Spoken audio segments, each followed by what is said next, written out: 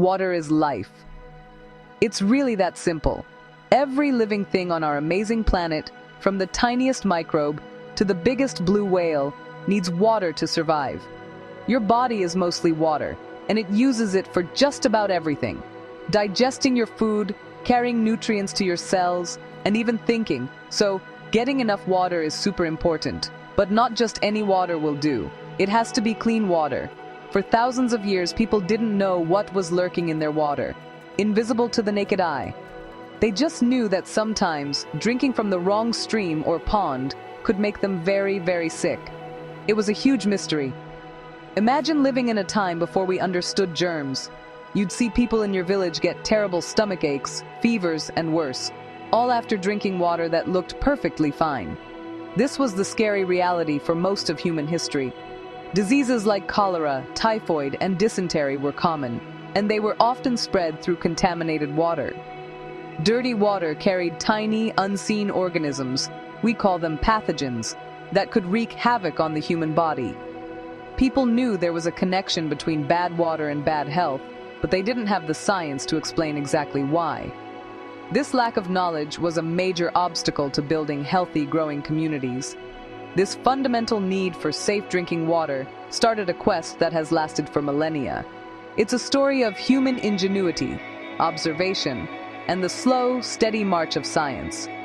Early people didn't have fancy laboratories or powerful microscopes, but they had their senses and their brains. They could see when water was muddy, they could smell when it was foul, and they could taste when it was off. They used these observations to come up with the very first methods of cleaning their water. It wasn't perfect, but it was a start. This journey to understand and control the quality of our water is one of the most important stories in the history of public health. The struggle for clean water shaped our world. It influenced where cities were built, how civilizations grew, and even how long people lived. The ability to provide clean water for a large population became a sign of a powerful and advanced society. Without it, cities became breeding grounds for disease, and progress would stall. The story of the water filter is more than just a history of a household gadget. It's the story of our battle against invisible enemies and our ongoing effort to build a healthier, safer world for everyone.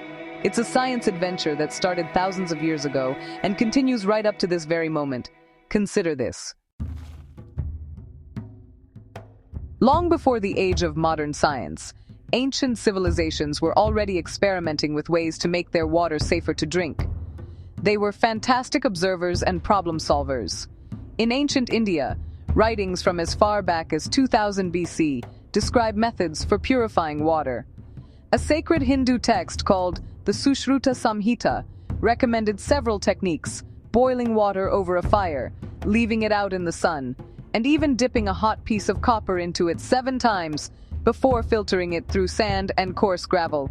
These people understood that heat could change the water, and that passing it through different materials could remove the cloudiness, making it clearer and better tasting. The ancient Egyptians were also masters of water management, thanks to their reliance on the Nile River.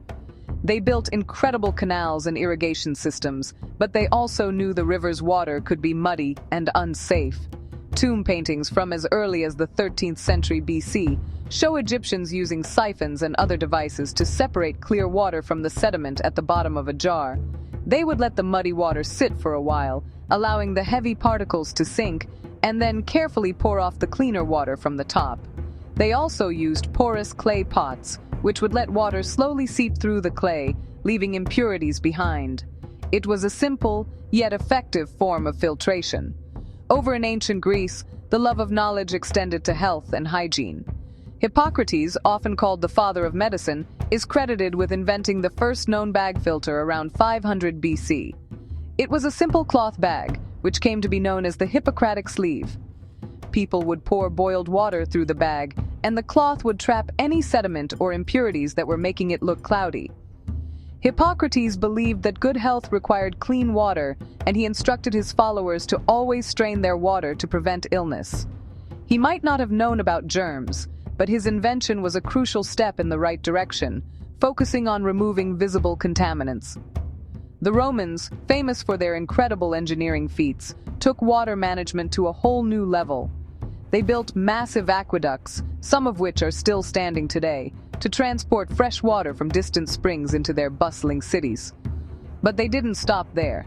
They also built large settling reservoirs and sedimentation tanks as part of their water systems.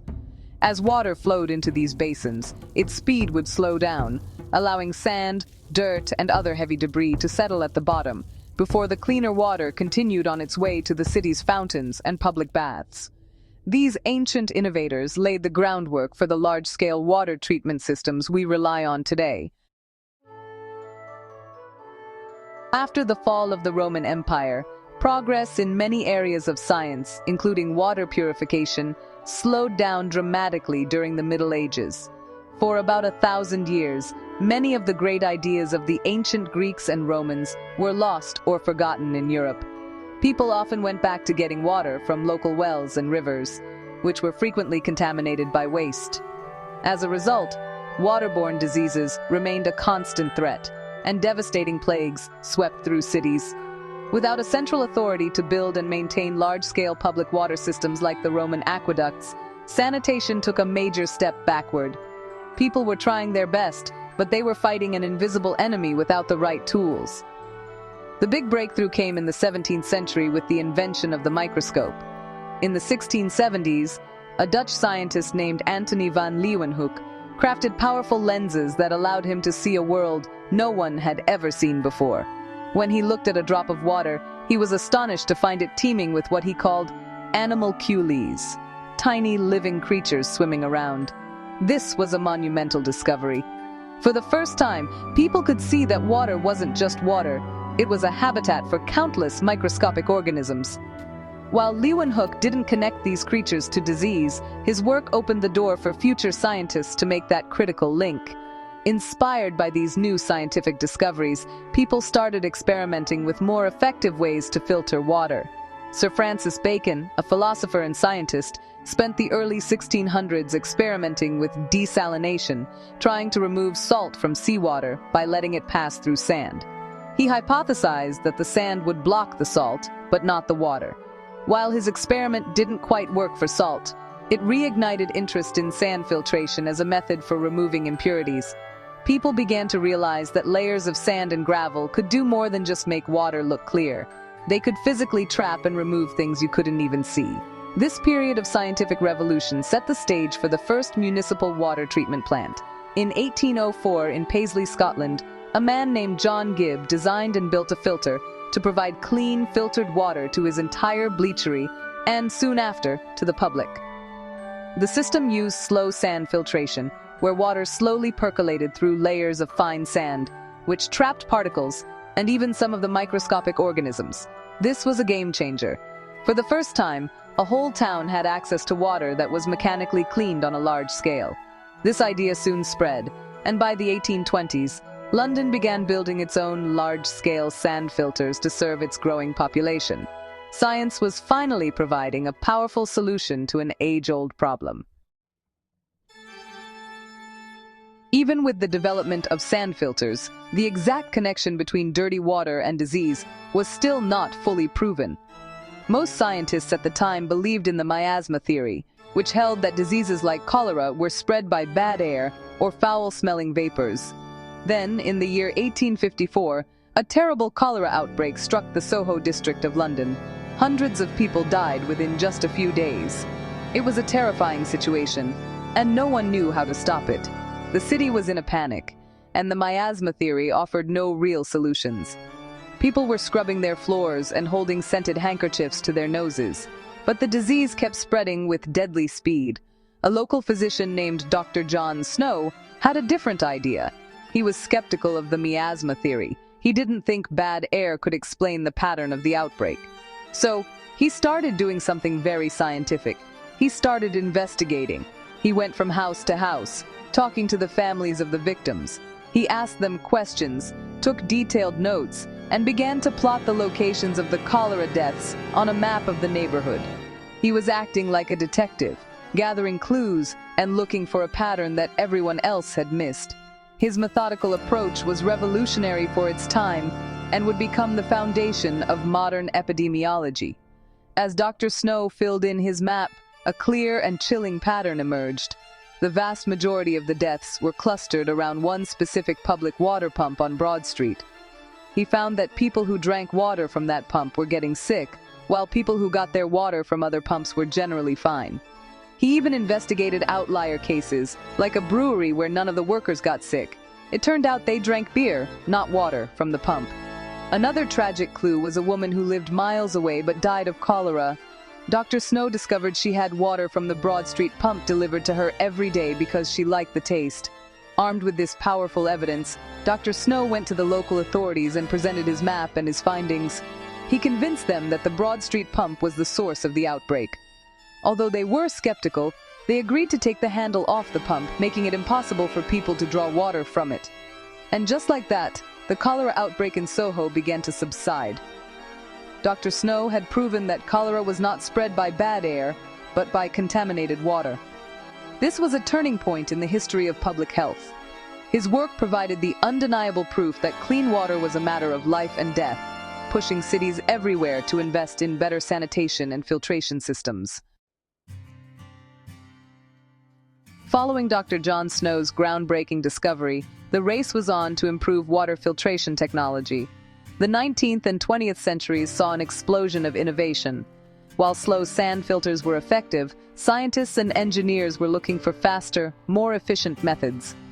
This led to the development of rapid sand filters, which used coarser sand and a higher flow rate. To make these work, chemicals like alum were added to the water first. The alum caused tiny impurities to clump together into larger, heavier particles called floc, which were much easier to filter out. This process, known as coagulation, made large-scale water treatment faster and more economical for rapidly growing cities. Another major advancement was the use of different filter materials. Activated charcoal, or carbon, became incredibly popular. Carbon is amazing because it has a huge surface area filled with millions of tiny pores. These pores are great at trapping not just particles, but also chemicals and compounds that cause bad tastes and odors. Think of it like a chemical sponge. At the same time, the invention of ceramic filters, pioneered by Henry Doulton in England, provided another powerful tool. These filters had microscopic pores that were small enough to block bacteria, offering an extra layer of protection. This technology led to the creation of the first portable and in-home water filters. Perhaps the single most important development in water safety was the introduction of disinfection. Filtration is great at removing particles, but some dangerous germs can still slip through. In the early 1900s, cities began adding chlorine to their water supplies after filtration. Chlorine is a powerful disinfectant that kills most bacteria and viruses, providing a final, crucial safety net. The combination of filtration and chlorination was so effective that it dramatically reduced the rates of waterborne diseases like typhoid and cholera. It has been called one of the greatest public health achievements of the 20th century, saving millions of lives around the world. Today, we have an incredible variety of water filters that use all these technologies and more. The pitcher filter in your fridge likely uses a gravity-fed carbon filter. The filter attached to your faucet might use a more advanced multi-stage cartridge. For even purer water, some systems use reverse osmosis, which forces water through an extremely fine membrane that can remove even the tiniest dissolved solids, like salts and minerals. We also have ultraviolet sterilizers that use light to destroy the DNA of germs, rendering them harmless. These modern marvels are the result of centuries of scientific progress, bringing advanced water purification right into our own kitchens.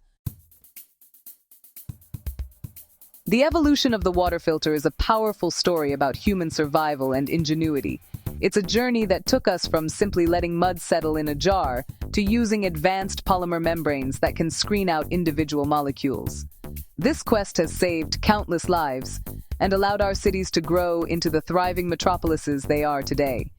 Every time you turn on your tap and get a glass of clear, safe water, you are benefiting from thousands of years of observation, experimentation, and scientific breakthroughs.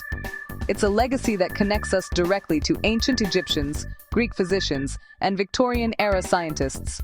We literally stand on the shoulders of giants. Modern water filters are more important now than ever. In many parts of the world, access to a safe, reliable water source is still a daily struggle. But thanks to innovation, we have solutions for many different situations. There are personal, straw-like filters that can allow someone to drink directly from a contaminated stream, filtering out dangerous pathogens with every sip. There are larger, community-sized filters that can provide clean water for an entire village or a disaster relief camp after a hurricane or earthquake.